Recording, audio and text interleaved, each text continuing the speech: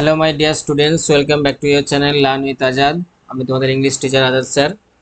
তো আজকে দেখতে পাচ্ছ আমরা তোমাদের ক্লাস 10-এর যে story our runaway kite by Lucy Maud Montgomery এর যে সেকেন্ড পার্ট বা ইউনিট 2 তোমাদের যেটা আছে সেটা আজকে আমরা এখানে কভার করব। তো এর আগে অলরেডি আমরা ইউনিট 1-এ তোমাদের প্রত্যেকটা লাইন বাই লাইন এক্সপ্লেনেশন এবং তার সঙ্গে বাংলা মিনিং কমপ্লিট করে ফেলেছি। তো আজকে সেকেন্ড ভিডিওতে আমাদের বিষয় হচ্ছে কি না, তোমাদের যে সেকেন্ড এই স্টোরির যে সেকেন্ড ইউনিট আছে সেই সেকেন্ড ইউনিটটা আমরা লাইন বাই লাইন এক্সপ্লেনেশন এবং তার সাথে বাংলা মিনিং করব। এবং তোমাদের এই স্টোরিতে সেকেন্ড ইউনিটে যে সমস্ত টেক্সচুয়াল যে সমস্ত তোমাদের কোশ্চেনগুলো আছে বা এক্সারসাইজ যেগুলো আছে সেগুলো আমরা সলভ করব।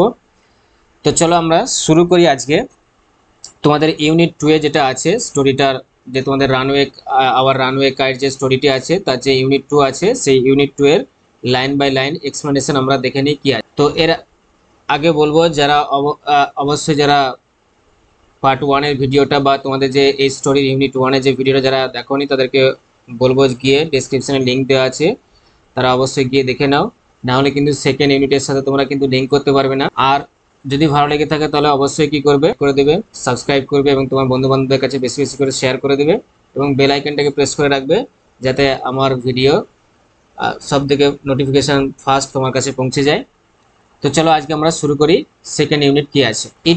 It is always lovely on the big half moon in summer.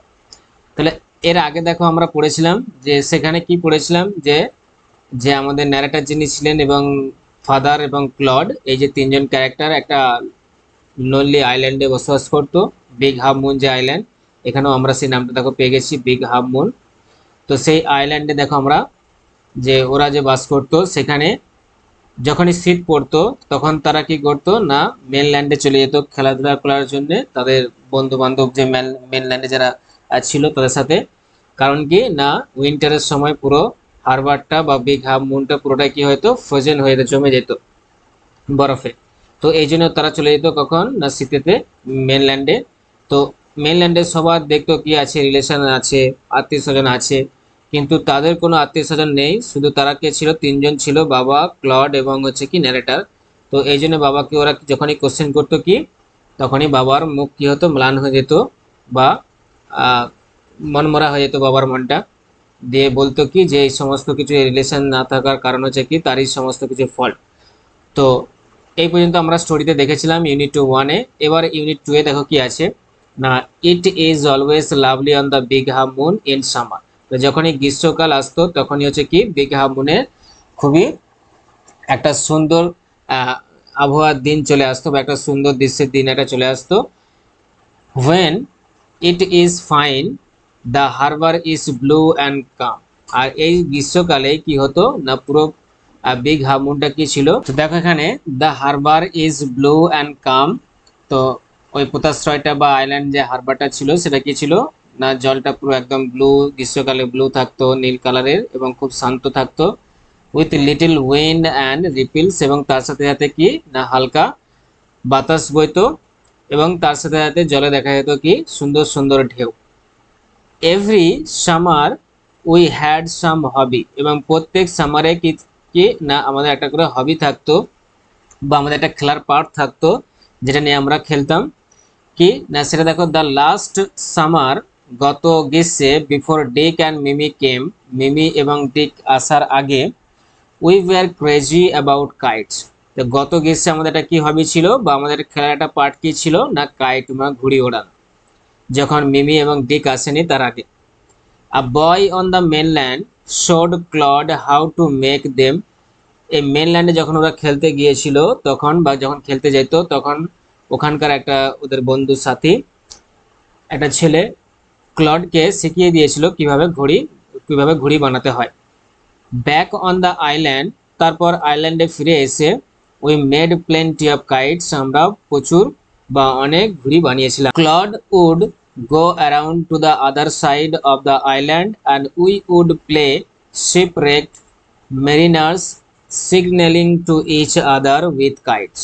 তাহলে এখানে দেখো কি বলা হচ্ছে যে Claude would go around the other side, Claude যেত কি অন্য সাইডে চলে যেত ঘুড়িটাকে নিয়ে উড়াতে, অফ দ্য আইল্যান্ডের, and we would play shipwrecked, mariners signalling to each other, এবং আমরা যে যেমন জাহাজ ডুবি যখন হয় বা হয়, তো তখন যে সিগন্যাল দেওয়া হয় সেই সিগন্যাল দেওয়ার মতো করে খেলা করছিলাম কি ঘুড়ির সাথে। We had a kite that was big and covered with lovely red paper.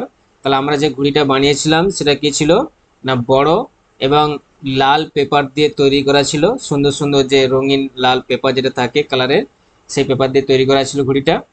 We pasted gold tinsel stars all over it and had written our names full on it, Claude Litty and Philippa Litty। তাহলে এখানে দেখো আমরা কি দেখলাম যে রঙিন কাগজ দিয়ে বড় ঘুড়িটা কি বানিয়েছিল এবং তার সাথে কি করেছিল, কি পেস্ট করেছিল দেখো না, ওই যে সোনালী কালারের যে চকচক করা বা চিকচিক করা যে তারাগুলো সেগুলো কিন্তু ওখানে চিপকে দিয়েছিল। যেমন আমরা দেখবে খেলার সময় যে ঘুড়িতে যেমন চিটিয়ে দিই বা অন্য কোনো যখন ডিজাইন কোনো কিছু একটা তৈরি করি দেখবে যে সোনালী কালারের যে তারাগুলো থাকে সেগুলোকে আমরা আঠা দিয়ে চিটিয়ে দিই। তো এখানেও দেখো ক্লড এবং ফিলিপা কি করেছিল সেটাই করেছিল অল ওভার ইট, পুরো ঘড়িটার সাথে। And had written our names, এবং সেই ঘড়িতে কি করেছিল তারা তাদের নাম লিখে দিয়েছিল। কি নাম লিখেছিল দেখো না, ক্লড লিটি। ক্লডের নাম তো আমরা প্রথম থেকেই জেনে আসছি, এবং যেটা ন্যারেটরের নাম যেটা আমরা এই জানলাম দেখো প্রথমবার, সেটা হচ্ছে কি না ফিলিপা লিটি। তাহলে আমাদের এখান থেকে জেনে নিলাম যে আমাদের ন্যারেটরের নাম কি ফিলিপা লিটি, ঠিক আছে। Okay, big half moon lighthouse কোথায় না, দেখো এই নাম দুটো লিখে ঠিকানাটাও লিখে দিয়েছে যে কোনখান থেকে ঘুড়িটা ছাড়া হয়েছে না, বিগ হাফ মো লাইট হাউস, ঠিক আছে, মানে এই সমস্ত ঠিকানা প্লাস নাম দিয়ে ছেড়ে দিয়েছে। One day there was a grand wind for kite flying, এবং একটা দিন ছিল বা একটা দিন এসেছিল খুব বাতাস ভালোভাবে বইছিল। আর বাতাস ভালোভাবে বওয়া মানে বুঝতে পারছো যে ঘুড়ি উড়ানোর কি একটা সঠিক টাইম সেটা বা ঘুড়ি সেই সময় ভালো উড়ে। I am not sure how it happened, but as I was bringing the kite from the house, I tripped and fell over the rocks. তাহলে এবার দেখো এখানে কি বলছে না, নারেটর বলছে যে এটা আমি নিশ্চিত নয় বা এটা আমি বুঝতে পারিনি যে কিভাবে হয়েছিল, ঘটনাটা ঘটেছিল। But as I was bringing the kite, যখন আমি ঘুড়িটাকে নিয়ে আসছিলাম কোথা থেকে না, ফ্রম দ্য হাউস, রুম থেকে। I tripped and fell over the rocks, আমি পা পিছলে গিয়ে কোথায় পড়ে গিয়েছিলাম, পাথরের উপরে। My elbow went clear through the kite, আর আমার যে কনুইটা ছিল হাতের কনুইটা ঘুড়িটার মধ্যে কি ফুটো হয়ে ঢুকে গিয়েছিল, মেকিং আ বিগ হোল, আর তার ফলে একটা বড় গর্ত হয়ে গেছিল বা ফুটো হয়ে গেছিল ঘুড়িটাতে। We had to hurry to fix the kite if we wanted to send it up before the wind fell. তাহলে এই সময় কি ভালো বাতাস বইছে খুব জোরে জোরে, তাহলে আমাদেরকে কি করতে হবে, তাড়াতাড়ি এই ঘুড়িটাকে যেখানে ছিঁড়ে গেছে বা ফুটো হয়ে গেছে সেটাকে ফিক্সড করতে হবে, না হলে কিন্তু বাতাসটা কি আবার পরে কি হবে কমে যাবে, তখন কিন্তু আর ঘুড়ি উড়ানো কি যাবে না। We rushed into the lighthouse to get some paper, আমরা ছুটে গেলাম লাইট হাউসে বা আমাদের রুমে গিয়ে কিছু পেপার আনার জন্যে। We knew there was no more red paper, আমরা জানতাম যে সেখানে আর লাল পেপার আর নেই, শেষ হয়ে গেছে। We took the first thing that came handy an old letter lying on the bookcase in the sitting room. তাহলে আমরা তাড়াতাড়ি করে হাতের কাছে যা আসলো সেটা দিয়েই কি করলাম না, ওই ফুটোটাকে চিটিয়ে দিলাম। তো সেটা হাতের কাছে যেটা পেয়েছিল সেটা কি না, দেখো বলেছে an old letter lying on the book case, যে একটা পুরোনো দিনের একটা চিঠি যেটা বুক কেসে মানে যেখানে বুক যেখানে রাখা হয় সেই কেসটা বা আলমারিটা যেটা আমরা বলি বা থাকটা, তাহলে সেখানে পড়েছিল। আর সিটিং রুমের কাছে সেটাই আমরা নিয়ে কি করলাম, ঘড়িটাকে চিটিয়ে দিলাম ওই ফটোটা যেটা হয়ে গেছিল। We patch the kite up the letter, আর ওই লেটারটা দিয়ে আমরা কি করে দিলাম, ঘুড়িটাকে চিপকে দিলাম, দিয়ে ঢাকা দিয়ে দিলাম হোলটাকে। আর sit on each side and dried it by the fire, দুদিকে কি করলাম না কাগজ দিয়ে জুড়ে দিলাম আর সেটাকে আগুনের কাছে ধরে শুকিয়ে নিলাম। We started out and up went the kite like a bird, তারপরে আমরা শুরু করে দিলাম আর ঘুড়িটা হাওয়াতে কি হলো না পাখির মতো আস্তে আস্তে উপরের দিকে উঠতে শুরু করলো। The wind was glorious and it soared, আর বাতাসটা ছিল খুবই একদম সুন্দর, বেশ দারুণ বাতাস বইছিল আর ঘুড়িটা ততই কি হচ্ছিল, বাতাসে ভাসছিল বা উপরের দিকে উড়ে উড়ে যাচ্ছিল। All at one snap and there was Claude standing with a bit of cord in his hand.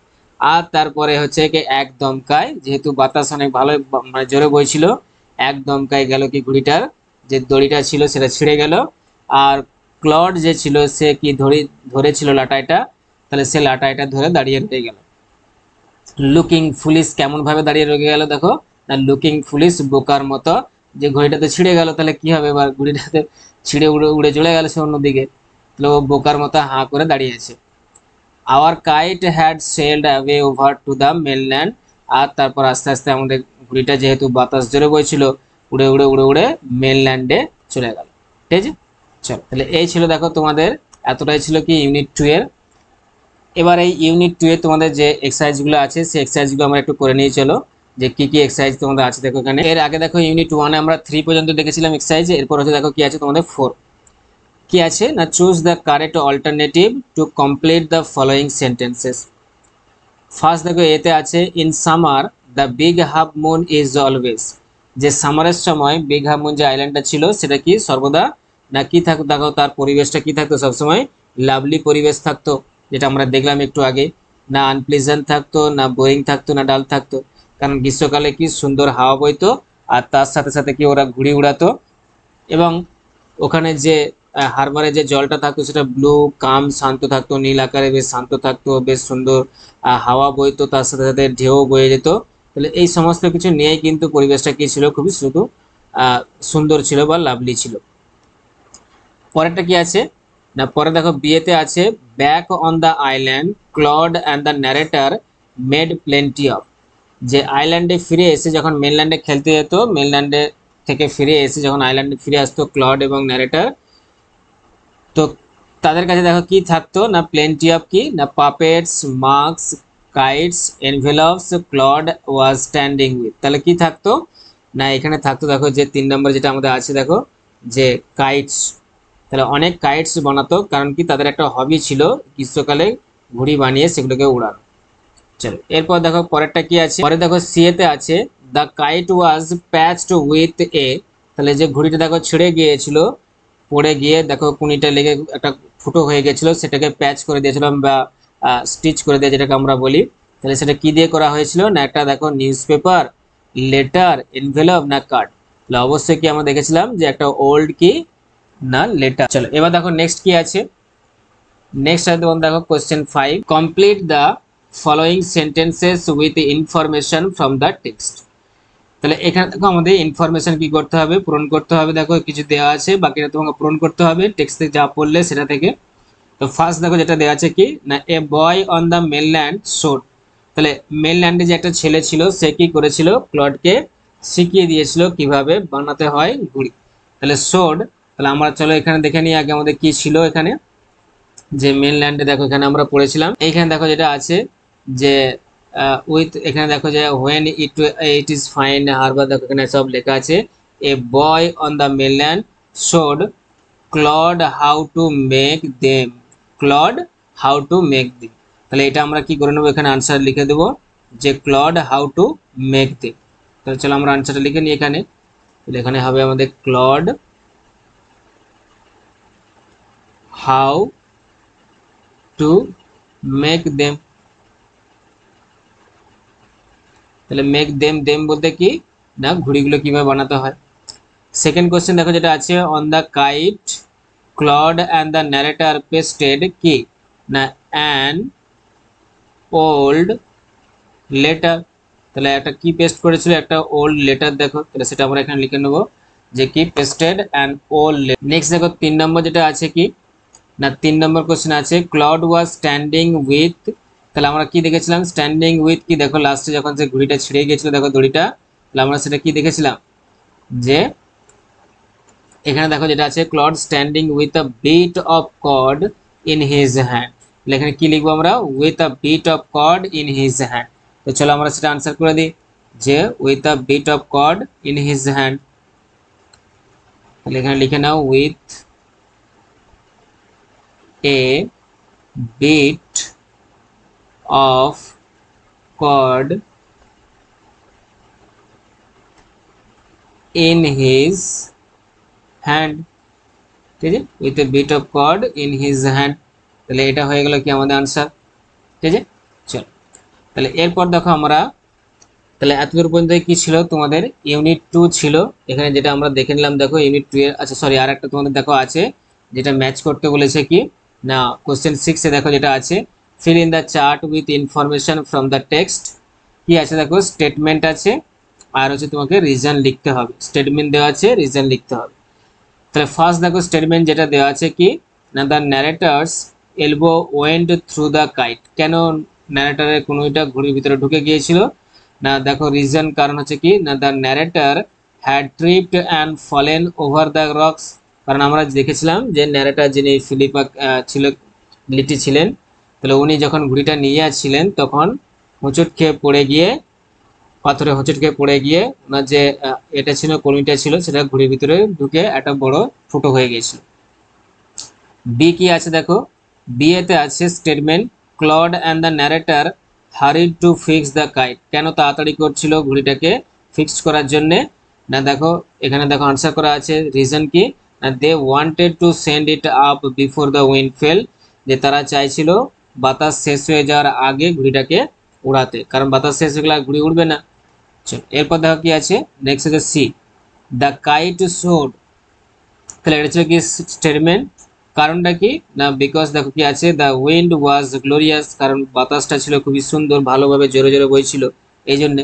তাহলে এতদূর পর্যন্ত ছিল তোমাদের ইউনিট 2 এর কি না, আমরা টেক্সট দেখো দেখে নিলাম line by line meaning Bangla মানে, এবং তার সাথে সাথে তোমাদের আমি এক্সপ্লেনেশনও করালাম খুব সুন্দরভাবে। এবং তোমাদের এই ইউনিট 2 থেকে যে সমস্ত এক্সারসাইজগুলো ছিল সেগুলো দেখো সলভ করে দিলাম আনসার সহ।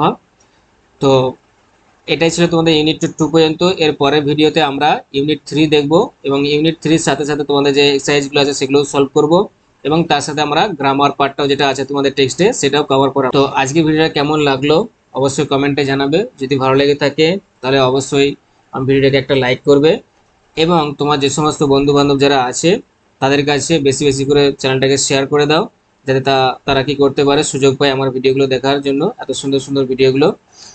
তো চলো আজকে এতদূর পর্যন্তই, টাটা।